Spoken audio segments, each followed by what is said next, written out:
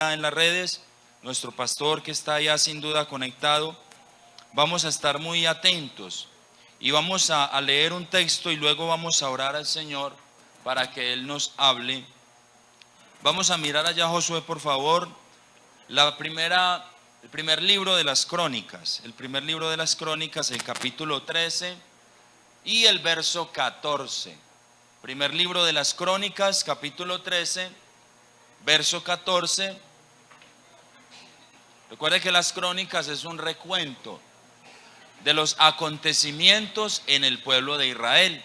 Y este pasaje es similar al que leyó el hijo de los hermanos, el mayor, ¿cómo es tu nombre? El texto que leyó Sebastián, que fue en 2 de Samuel, capítulo 6, del 1 al 12. Él leyó allí para iniciar. Y este pasaje es paralelo. El primer libro de las Crónicas, sí, capítulo 13, verso 14 dice, ¿me acompañan a leerlo, por favor? ¿Cómo dice? El arca de Dios estuvo ¿con quién? Con la familia de Obededón en su casa 3 meses. ¿Y qué sucedió? Bendijo Jehová la casa de Obededón y todo lo que tenía. Oiga, qué bueno que en esta mañana Dios haga eso con nosotros, ¿cierto? Que Dios no solamente nos bendiga como individuos, sino que bendiga ese entorno familiar. Los hijos, los padres, los primos, los sobrinos, ¿cierto? Que ese entorno familiar sea bendecido, pero para ello Dios nos va a hablar en esta mañana cuál será ese detonante para que suceda todo esto. Si alguno quiere que Dios le hable, yo quiero invitarlo en el nombre de Jesús para que levante sus manos al cielo y le diga al Señor, háblame. Dios, háblame. Señor Jesús, maravilloso es tu nombre.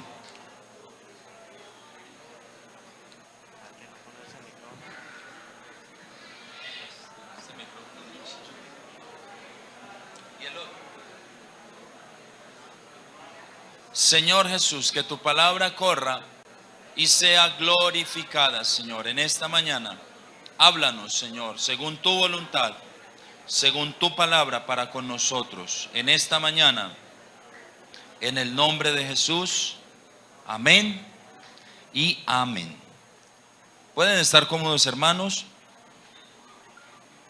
El arca de la presencia de Dios en mi familia.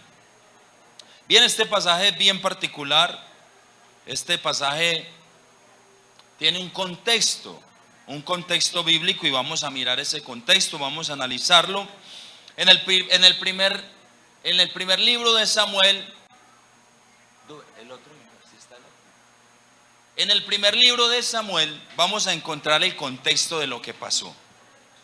Del capítulo 4 al capítulo 7 encontramos un contexto de lo que nos va a decir por qué el arca de Dios llegó a la casa de Obededón. Entonces sucede, yo les voy a relatar, sucede que cuando Dios ya iba a quitar a Elí y a su familia. Hola, este suena mejor, ¿cierto? El otro es muy chillón, pita mucho, terrible. Cuando Dios iba ya a quitar a Elí y a sus hijos de el sacerdocio e iba a poner a Samuel como juez sobre Israel, resulta que los filisteos hicieron guerra contra Israel.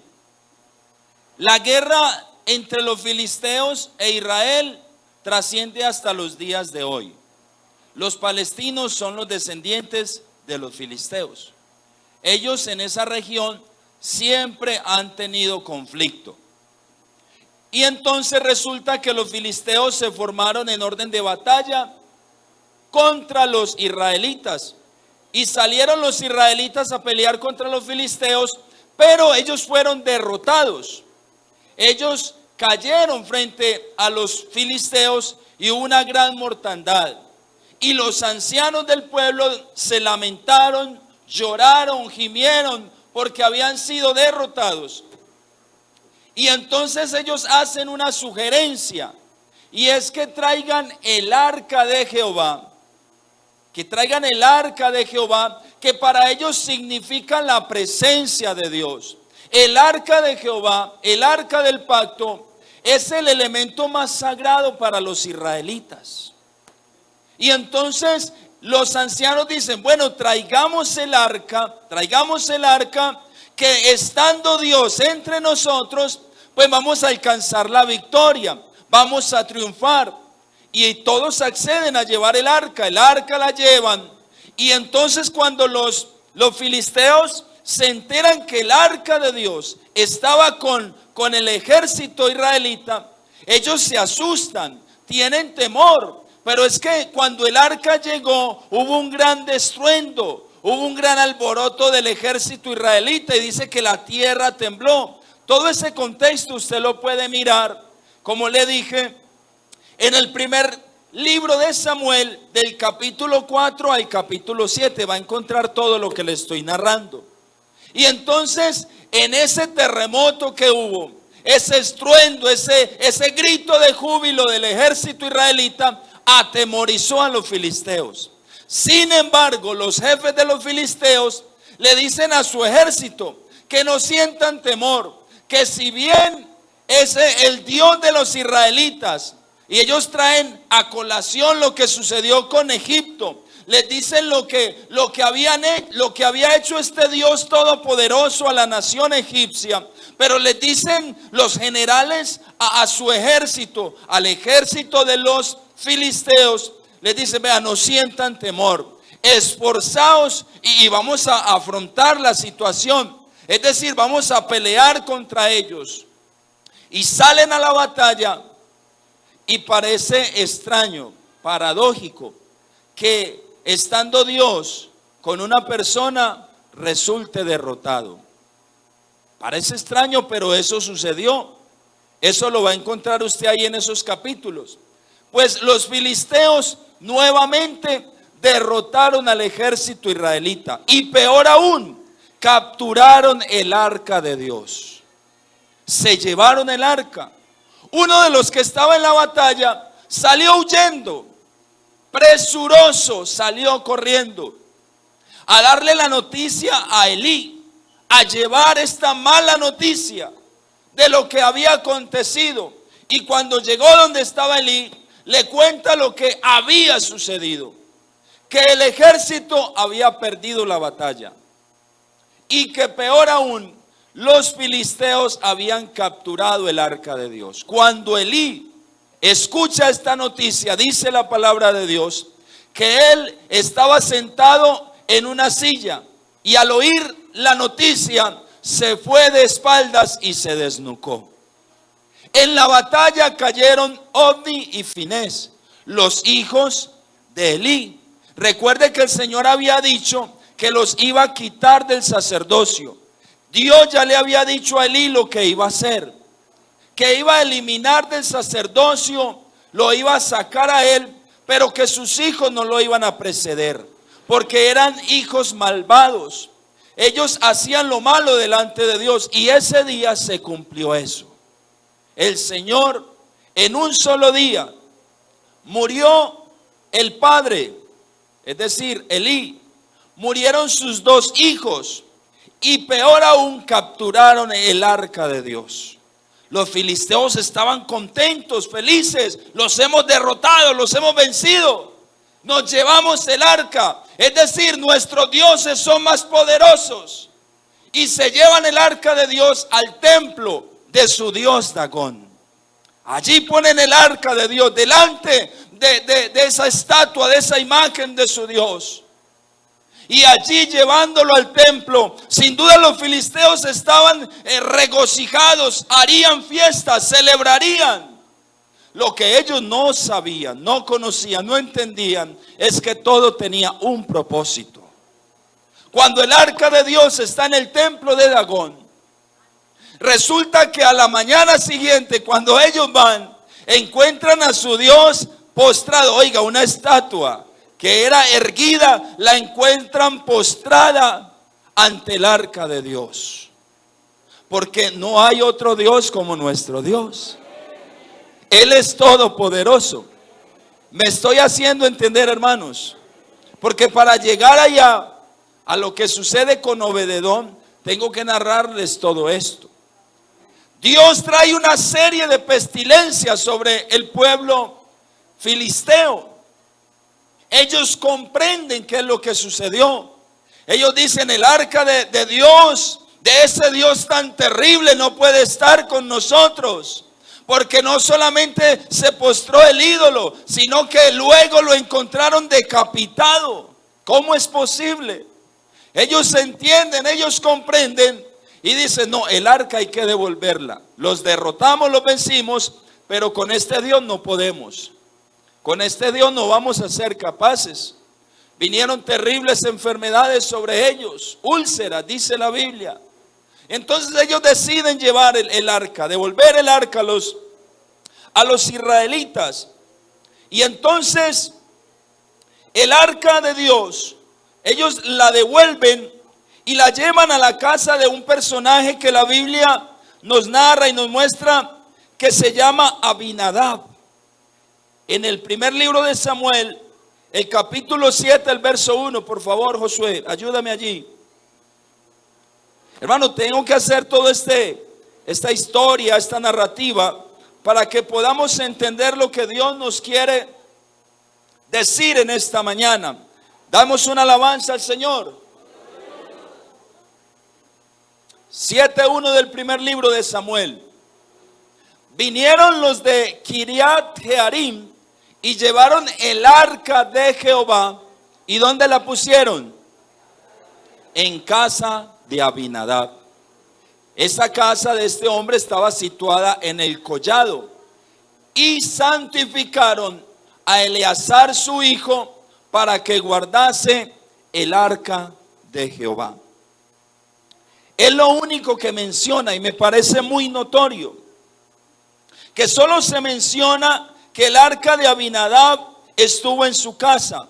No nos dice algo más relevante acerca de esto, hasta que David se convierte en rey.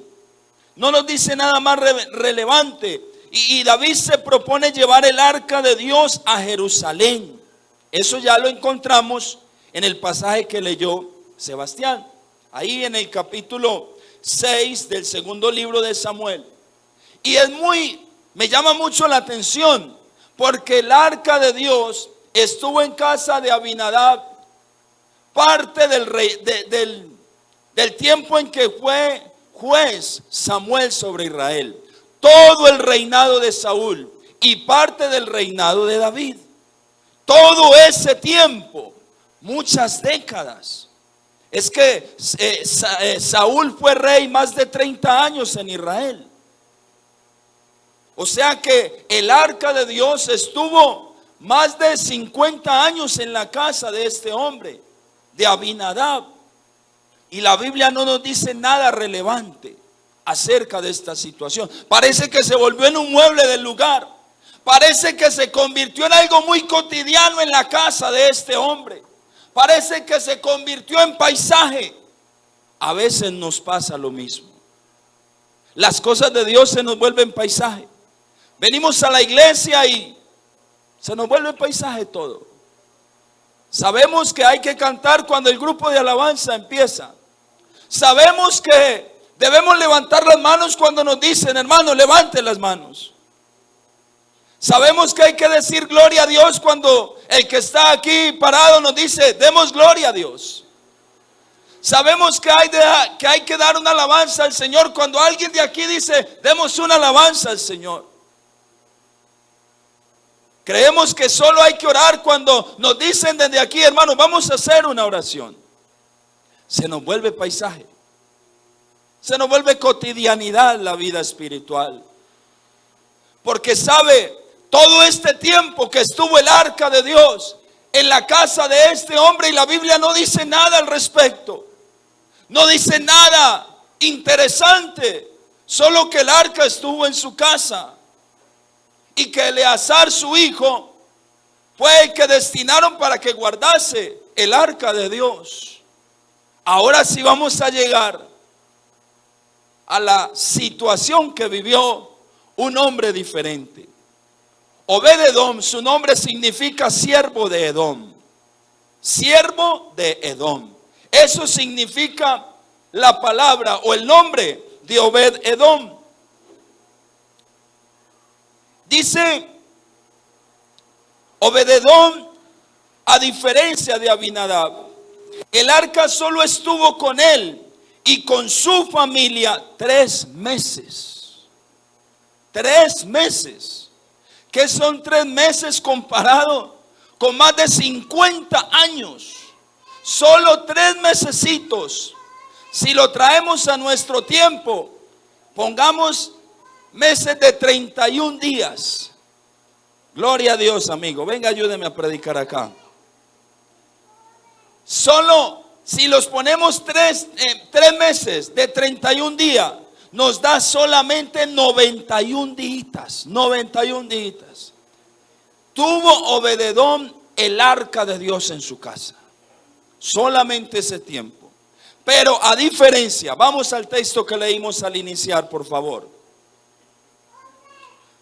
Primer libro de Crónicas, capítulo 13, verso 14. A diferencia de lo que estuvo el arca de Dios en la casa de Abinadab, solamente el arca de Dios estuvo con la familia, oiga bien, con la familia de Obed-edom en su casa 3 meses. Y mire lo que sucedió. ¿Qué sucedió, hermanos? Bendijo Jehová la casa de Obed-edom y todo lo que tenía. Oiga, ahí tiene que haber algo. Ahí pasó algo. Eso no es simplemente que se alinearon los astros. Eso no fue mera casualidad. O que Obed-edom tenía rosca con Dios. No, ahí pasó algo. Algo tuvo que haber sucedido. Porque con Dios no hay casualidades. Con Dios hay propósitos. En Dios siempre se tiene un propósito. Recuerde el significado del nombre de Obed-edom: siervo. O sea que la casa de Obed-edom, en la casa de este siervo, estuvo el arca de Dios solamente 3 mesecitos. Hermano, yo cuando leí esto, yo dije, pero ¿qué pasó? ¿Por qué no me dice? O sea, si en 3 meses fue bendecido, hagamos una regla de 3 simple. Si en 3 meses Dios bendijo a Obed-edom y todo lo que tenía, en más de 50 años, ¿qué tuvo que haber pasado con Abinadab? Dios. Tuvo que haber pasado de todo. Pero resulta que la Biblia no lo dice. No lo dice. Y sí resalta lo que pasó con Obed-edom. Ahí vamos a entrar entonces a mirar. Dice que Obed-edom, parece que este hombre comprendió. Oiga, hermano, comprendió la bendición, el privilegio, el honor que recibió con su familia de tener, de recibir, de hospedar el arca de Dios en su casa, ya que esta era para los israelitas el elemento más sagrado. Él entendió que en su casa estaba morando el Dios Todopoderoso. El mismo que hizo prodigios, el mismo que hizo milagros, el mismo que derrotó a Egipto con todo su poderío. Él entendió que en su casa estaba morando, estaba habitando la gloria, la plenitud de toda la divinidad de Dios. Él entendió que era un privilegiado. Él entendió que era un hombre afortunado, bendecido por Dios. Esto trajo un impacto poderoso a su familia, una transformación positiva a todos los que estaban con él. Todos los que estaban con Obededón, sus hijos, sus parientes, su familia, todos fueron impactados cuando el arca de Dios llegó a la casa de este siervo. Yo me imagino a Obededón, un hombre que sabía, que entendía. Porque es que cuando el Hijo de Dios entiende el privilegio que tiene, cuando el Hijo de Dios sabe la gloria que nos ha sido dada, cuando el Hijo de Dios recuerda y entiende de dónde lo trajo el Señor.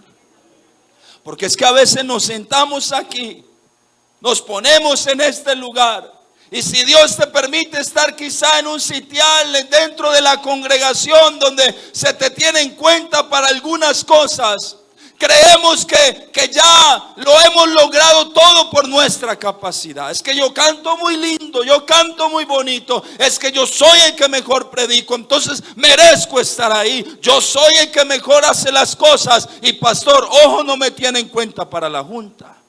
Pastor, ojo que yo soy el líder de los jóvenes. Ojo que yo soy el líder de alabanza. Ojo, pastor, que en manos mías ese ministerio se iba a prosperar. Pero no se trata de eso. Un día estábamos sin Dios y sin salvación. Pero apareció la gracia de Dios. Llegó la gracia de Dios a nuestras vidas. Apareció el arca de Dios. Apareció la bendición más grande que hemos podido recibir, iglesia. Y es que un día el Dios de la gloria, el Dios de la gloria, aleluya, nos miró con agrado, nos miró con amor. Y aunque muchos no daban un peso por nosotros, aunque muchos no nos tenían en cuenta, aunque no teníamos valor para la sociedad, muchos de los que hay aquí lo he mencionado, he hablado con muchas personas de la iglesia. He hablado con hermanos que aborrecían la iglesia. Hablaba con un hermano en alguna ocasión que me decía, hermano, yo me iba a la iglesia de los evangélicos en mi pueblo, a la iglesia pentecostal con un machete a desafiar al pastor. Me decía el hermano Lázaro Montes, o sea, yo desafiaba al pastor. Y cuando estábamos en el pueblo nos decía el líder, usted me entiende, de la religión popular, a esos evangélicos hay que sacarlos del pueblo. Él decía, cuente conmigo. Y él me decía, el hermano, yo me llevaba mi machete porque detestaba a los evangélicos, aborrecía a los evangélicos. Muchos aquí en otro tiempo por poco llegaron a ser indigentes. Hablaba con un hermano, me decía que el pecado lo llevó a tal punto que en sus borracheras amanecía en la calle. Y me decía, hermano, una vez, y me decía se le notaba la vergüenza y la pena, pero estábamos hablando de experiencias. Me decía el hermano Ernesto, hermano, yo me enlagunaba tanto, estaba tan apresado por el alcoholismo, por el vicio, que yo dejaba mi conciencia y yo andaba por la calle desnudo, borracho. La degradación del pecado lleva al hombre a vivir esas experiencias. Y eso no es lejos de la iglesia. Es que aquí hay personas que vivieron esas experiencias. Pero un día apareció Dios en nuestro camino. Un día llegó el Salvador de nuestras almas. Un día apareció la luz del mundo que alumbra a todo hombre, aleluya. Y nos dio una nueva esperanza. Y nos dijo, tengo algo diferente para ti. Yo quiero decirle a los amigos que nos acompañan en esta mañana, que cuando usted se decide por el Señor Jesucristo, su vida tiene que cambiar. Hermano, este Dios cambia toda situación. Que es que yo estoy viviendo una situación muy difícil. Para mi Dios no hay nada imposible.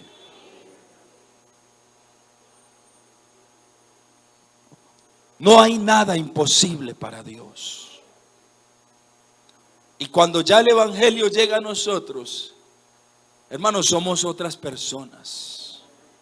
Estaba hablando con el hermano Enel y lo fui a visitar y él fue la persona que Dios usó para nuevamente presentarme el mensaje y hacerme ese acompañamiento. Estaba en la congregación donde él administra allá en Don Matías. Y hablando entre familias, estábamos allí y me decía, recuerdo cuando decías que no te ibas a poner nunca una corbata. Recuerdo cuando decías que nunca te ibas a poner un saco. Recuerdo cuando decías que no ibas a hacer esto, que no ibas a hacer aquello. Y ahora te miro y te veo haciendo todas las cosas que dijiste que no ibas a hacer. Pero es que sabe, cuando nosotros le entregamos la vida al Señor, resultamos viviendo cosas que no pensábamos vivir. Resultamos haciendo cosas que no pensábamos hacer. Resultamos viviendo situaciones que no pensábamos vivir. Y Obed-edom, cuando comprendió que había llegado a su casa, él dijo, es el arca de Dios. Y cogió a su familia, porque dice que el arca de Dios no solo estaba con Obed-edom. No, estaba con la familia de Obed-edom. Yo me imagino el arca de Dios ahí en el centro y Obed-edom con su familia haciendo culto al Señor. Quizá en un lugar, todos ahí alrededor del arca, y quizá Obed-edom contándoles a su familia lo que había sucedido, lo que Dios había hecho con el pueblo de Israel, y compartiendo el mensaje con su familia. Este mensaje tiene que trascender no solo a nosotros como individuos, no, este mensaje tiene que trascender, tiene que cambiar a una familia. Hermano, tiene que impactar a nuestra familia, los que están a nuestro alrededor. Nuestros hijos tienen que ser impactados por el evangelio. Qué bueno cuando nosotros somos fieles a Dios. Pero ¿sabe qué me gusta más? Cuando yo veo un hombre, cuando yo veo un padre, una madre que se preocupan, que se esmeran porque su familia también sea impactada por la presencia de Dios. Que no sean solamente ellos, sino que sean un conjunto, una familia. Dice que Dios bendijo a Obed-edom y a su familia, todo lo que tenía, todo fue bendecido. Los bendijo a nivel espiritual. Espiritualmente la vida de Obed-edom fue diferente cuando llegó el arca de Dios. Los bendijo a nivel moral, porque Dios toma al hombre y le da el valor que realmente tiene. El diablo le quita el valor al hombre. Satanás siempre resta y divide, pero nuestro Dios suma y multiplica. Ese es nuestro Dios. Los bendijo en su relación familiar.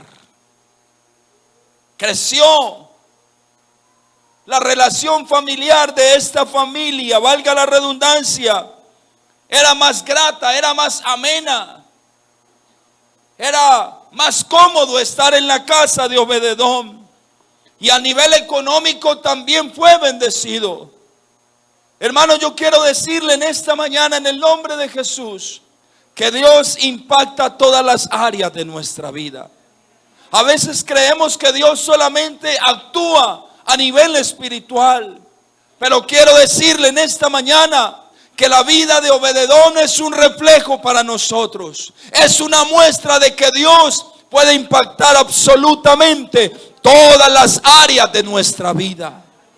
Todos los aspectos de nuestra vida son impactados por la presencia de Dios. Todo fue impactado positivamente, a tal manera que ya no se veían viviendo sin la presencia de Dios.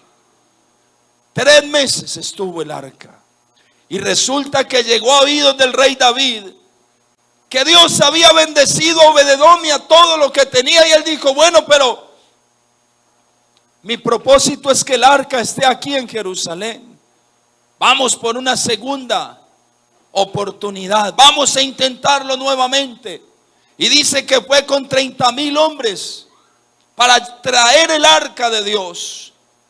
En la primera vez habían organizado un carruaje y unos bueyes, pero David estaba equivocado. Él comprendió que era de la manera errónea. Habló con los levitas y le dijo, ustedes se van a santificar, porque vamos a traer el arca de Dios como se debe. Hermanos, es que esa es la manera de Dios. Es como Dios quiere, no es como nosotros creemos o pensamos. Creo que allí es donde empezamos a fallar. Cuando somos cristianos a nuestra manera. No es posible ser cristiano a nuestra manera. Aquí está el manual. No invente, por favor, no invente. Todo está inventado. Aquí encuentra usted la forma, la manera de ser cristiano. No ande creyendo en cantos de sirena por allá, que en las redes dijeron esto, que dijeron aquello, que dijeron lo otro. David entendió, me equivoqué. Son los levitas y en sus hombros van a traer el arca. Y entonces Obed-edom, cuando vio la procesión de gente que venían por el arca de Dios, y él dijo, pero si esto fue lo que cambió mi vida, si esto fue lo que impactó mi familia, si esto fue lo que trajo bendición a mi familia, yo no me quedo aquí, yo me voy. Y dice la palabra de Dios que cuando iba la procesión, adivine quién iba delante del arca. Obed-edom.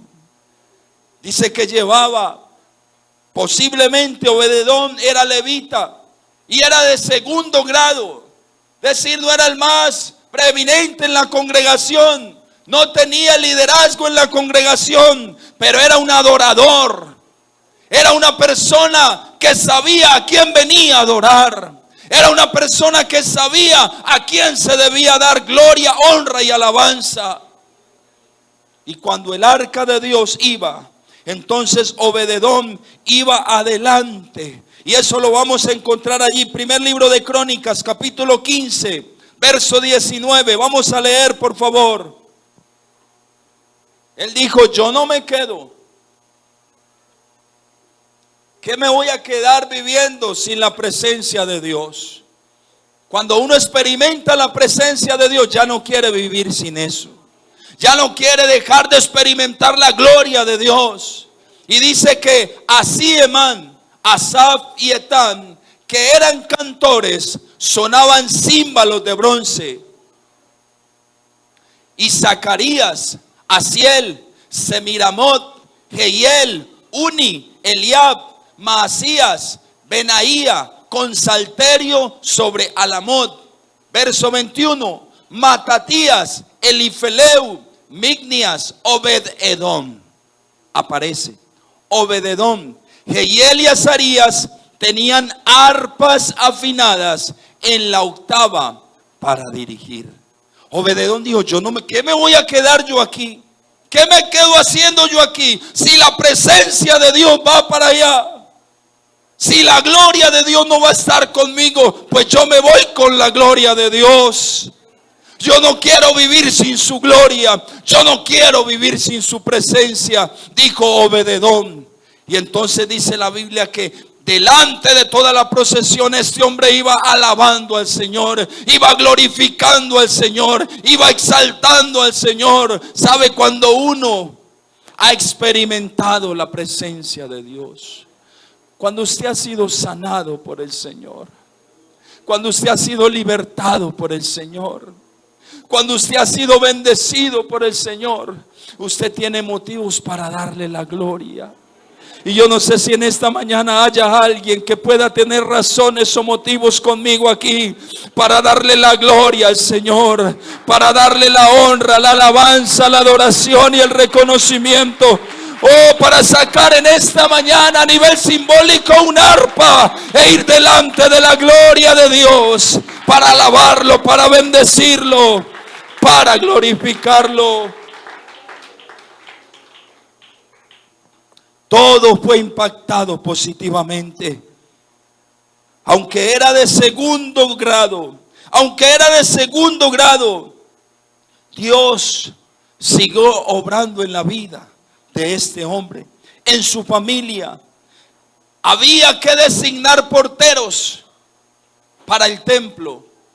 David dijo, vamos a hacer todo en orden, porque hermanos, las cosas en Dios tienen un orden. Y él dijo, bien, vamos a hacer todo en orden.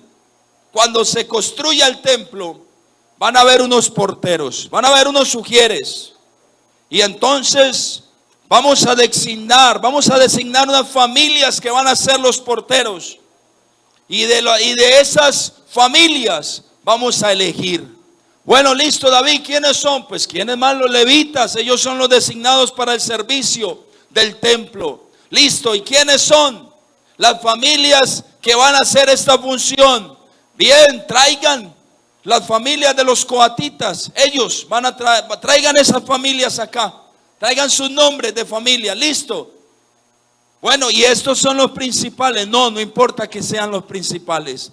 Vamos a meter todas las familias. Parece que echaron una bolsita allí y echaron los nombres de todas las familias, porque iban a ser los guardas de las puertas, iban a ser los porteros. Y empezaron a sacar nombres. Hermano, era un honor para los levitas. Participar del servicio en el templo era un honor. Era una distinción. Eso no era para todo el mundo. Era un motivo en medio de la congregación de honor. Participa del servicio. A veces, hermano, nos dicen para hacer algún trabajo y no, hermano, que no cuente conmigo. No, yo no puedo. Tengo mucho trabajo. Hermano, para que nos dé el mensaje. Hermano, no, conmigo no cuente. Hermano, no me siento bien. Hermano, para que por favor nos dirija el culto. No, hermano, yo no puedo. Hermano, para que nos ayude por favor en cafetería. Hermano, no, yo no. Eso no es para mí, hermano. Estar allí en el templo sirviendo era una de las distinciones más grandes para las familias de los levitas. Y echaron suertes, dice la palabra, y de las familias sacaron. Y entonces salieron las familias allí. Y hermano, imagínese quién salió bendecido. Nuevamente aparece este personaje. Vamos a mirar, aunque era de segundo rango, el Señor lo eligió. Una de las puertas más importantes le fue designada a él y a su familia para ser los porteros. Era la puerta del sur. Primer libro de Crónicas, capítulo 26, 14 y 15. Vamos a mirar. Primer libro de Crónicas, capítulo 26. La suerte para la puerta del oriente cayó a Selemías, y metieron en las suertes a Zacarías y su hijo, consejero entendido, y salió la suerte suya para la del norte. Aquí están hablando de las puertas. Y para Obed-edom, la puerta del sur, y a sus hijos, y la casa de provisiones del templo. Esta era una de las puertas más importantes. Allí llegaban las provisiones para el templo. Ellos estaban encargados de cuidar las provisiones que llegaban para el servicio de Dios. Ellos eran los encargados de no solamente cuidar, sino administrar de la manera más adecuada todas estas provisiones.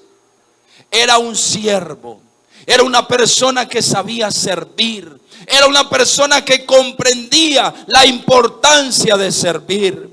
Y todo comenzó cuando Obed-edom comprendió el privilegio que había recibido al llegar a su casa, a su familia, la gloria de Dios. Por generaciones, la familia de Obed-edom fue guarda de la puerta del sur. Por generaciones, él, sus hijos, sus hermanos, fueron los encargados de cuidar esta puerta y de administrar las provisiones para el servicio de Dios. La bendición de Dios en mi familia. Es que la bendición de Dios en mi familia yo tengo que procurarla. A veces uno ve padres de familia, a veces uno ve personas tan desentendidas de su familia, como si ese joven no tuviera valor, como si su familia no tuviera valor, no tuviera importancia. Qué bueno que en esta mañana haya familias dirigidas por unas cabezas, porque los padres son las cabezas de la familia, que se preocupen porque su hogar sea bendecido, que se preocupen porque la gloria de Dios llegue a su casa. Si bien Obededón no sé si le dijo a David: venga, guárdela aquí, guarde el arca aquí. No, la Biblia no dice eso. Dice que el arca de Dios estuvo en su casa. Pero lo que sí dice es que Obededón entendió la bendición de que la gloria de Dios, entendió la bendición de que la presencia de Dios estuviera en su casa.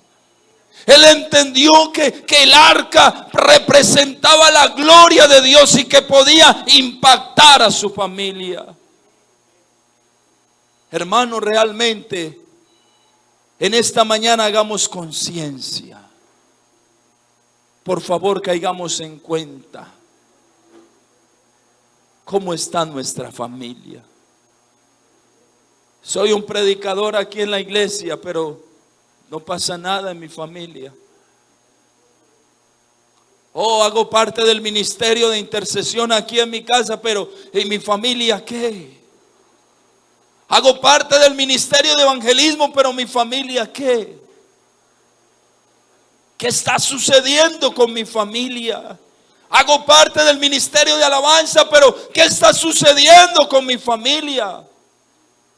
Estoy aprovechando la bendición de que la gloria de Dios esté en mi vida.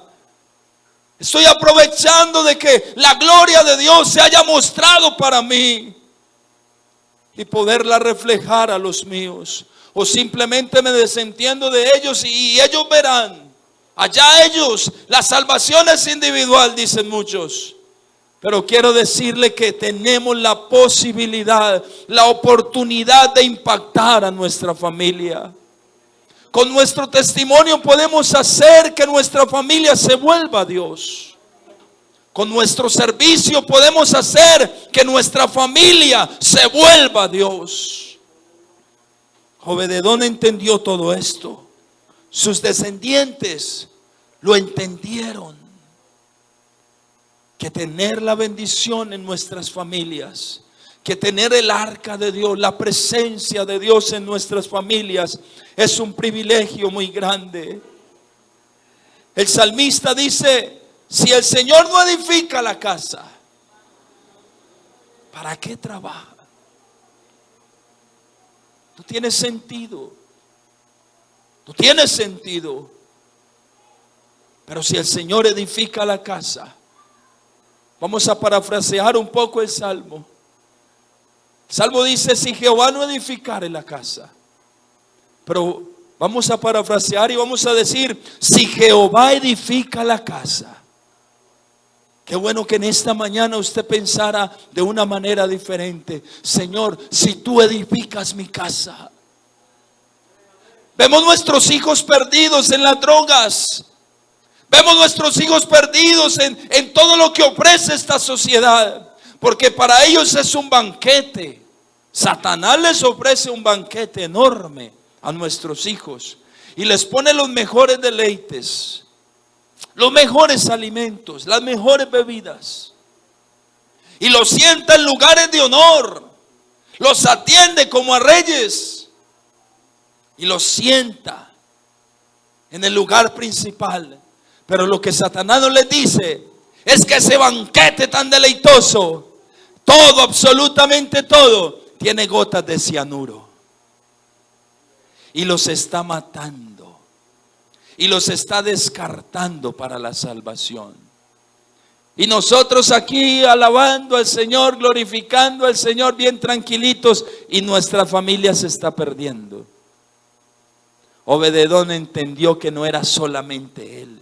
Él dijo: el arca de Dios está aquí en mi casa. Y aquí en mi casa viven mis hijos, vive mi esposa. Allí enseguida viven mis familiares. Yo voy a hacer que algo suceda con el arca de Dios. Yo voy a hacer que algo extraordinario trascienda con el arca de Dios aquí en mi familia. También ha habido muchas personas que Dios se les ha aparecido y ellos han llevado esa presencia de Dios a sus casas y han impactado de manera positiva a sus familias. Sí, en esta mañana hay muchos hermanos que en algún momento el Señor llegó a sus vidas y llegó esa presencia de Dios y ellos pudieron también compartir con su familia, y hoy, después de mucho tiempo, aquí están sus hijos. ¿Cuántos están aquí con sus hijos? Levante la mano. Yo estoy aquí con mis hijos. Aquí está mi hija, aquí está mi nieto, ahí está mi yerno. De alguna manera Dios ha permitido que esa palabra que un día yo recibí la pudiera también transmitir a ellos. Es que a veces, hermano, nos gusta mucho la euforia. A mí también me gusta la euforia, la presencia de Dios. Predícalo y fuego. Pero pasan estos eventos y ¿qué queda? Ponemos el colador y ¿qué queda? Eso es lo importante, es que pongamos el sedazo, pongamos el colador y que quede algo, que quede algo. Qué bueno por los amigos, hay un maravilloso grupo de amigos en esta mañana. Qué bueno que ellos nos estén acompañando, porque es que algo tiene que quedar de una semana de salvación y avivamiento. O solamente se quedó en eso, una semana de avivación, de avivamiento y salvación, solamente se quedó en eso. Hermano, Dios trabaja aún más adentro de nosotros, porque Él tiene que cambiar conductas. Y las conductas no se cambian brincando. No se cambian brincando. Las conductas se cambian aquí. Y Dios tiene que trabajar aquí en la mente. Por eso Él dice: dame tu corazón. Contagiarse de la euforia aquí adelante. Tremendo. Yo no soy mucho de brincar, ya las muchachas me conocen, pero en esa clausura del evento, si no saltaba, los dos pastores me ponían a saltar, porque esa lámina está en falso. Entonces los dos brincaban al tiempo y yo estaba así. Entonces cuando ellos caían, yo saltaba. Cuando ellos caían, yo para arriba. Pero créame que las conductas no se cambian así. No, la palabra es poderosa, sí, claro que sí. Pero si en el sedazo no se queda algo, no sirve de nada. Perdóname si soy negativo, pero hermano, he aprendido que Dios trabaja es aquí. He visto muchas personas llegar a eventos. Me decía un pastor que ya falleció, gran amigo, teníamos una hermosa relación, el hermano Orlando Tobón, teníamos una hermosa relación con mi familia. Él me decía: hermano, yo vi un paralítico que se levantó en una convención allá en Urabá. Me decía: yo lo vi con mis ojos. Pero le quiero contar algo: a los 8 días yo lo vi con mis ojos en la cantina. ¿Qué pasó? Sucedió nada. Porque es que las conductas se cambian es en la mente. Dios tiene que trabajar en nuestra mente, en nuestro corazón, para que sucedan cosas sobrenaturales. Necesitamos que nuestras familias puedan recibir la bendición de Dios. Pero para eso necesitamos entender que la gloria de Dios que nos ha sido dada es muy grande. No sé si no lo cree, mire. Mire, no sé si es que no lo cree o no sé si es que no me escuchó. Necesitamos entender que la gloria de Dios que hemos recibido es muy grande y que puede cambiar a nuestras familias, que puede cambiar a su hijo, que puede cambiar a su esposo, a su esposa, que puede cambiar a su papá, puede cambiar a su mamá, que puede cambiar todo su entorno familiar, que puede sacar de la drogadicción a su hijo. Hermana, ore por favor por mí. ¿Qué pasa? Hermano, está en drogadicción. Hermano, no quiere saber más de Dios. Hermano, vea, hay jóvenes viviendo situaciones tan complejas, atados a la pornografía de una manera que usted ni siquiera lo dimensiona. Atados de una manera tan fuerte que no crea, hermano, que venir a brincar acá lo va a desatar. Solo lo puede desatar un padre que como Obededón entienda, comprenda, se aperciba de que tiene la gloria de Dios en sus manos, que es un privilegiado. Necesitamos cristianos que se sientan privilegiados de ser hijos de Dios y que sepan que Dios puede cambiar a su familia. Si usted lo cree, póngase de pie. Solo el que lo crea, que Dios puede cambiar a su familia, que Dios puede desatar ese hijo, que Dios puede romper esa cadena, que usted lo ha intentado de tantas maneras, que aún al especialista lo ha llevado, pero nada ha sido posible.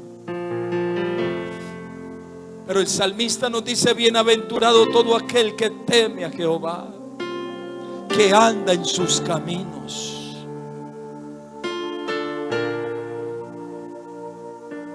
Si usted se puso de pie es porque usted entiende que Dios puede hacer algo.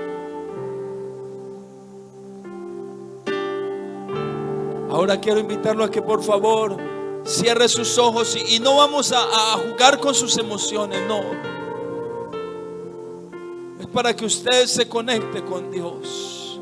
Empiece a meditar qué es lo que necesita su casa, su familia, qué es lo que necesita su hijo.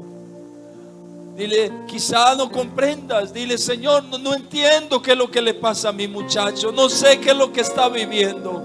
Solo sé que me dijo que no quiere seguir viniendo a la iglesia. No sé qué le pasa a mi esposa, no sé qué le pasa a mi esposo. No sé qué sucede conmigo, Señor. No sé qué me está pasando, Señor. Pero en esta mañana necesito la gloria de tu presencia. Necesito la gloria de tu Espíritu Santo, moviéndose no solo a mi favor, sino a favor de mi familia. Que la bendición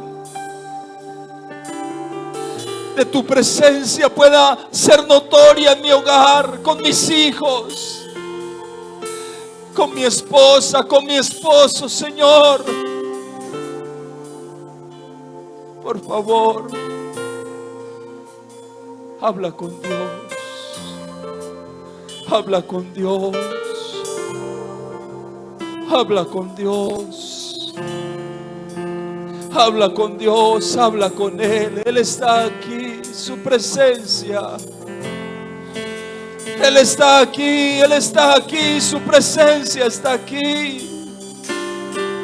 Y Él quiere trabajar en tu mente, en tu corazón. Él quiere trabajar en el corazón de tus hijos, en la mente de tus hijos. Él quiere impactar positivamente tu familia.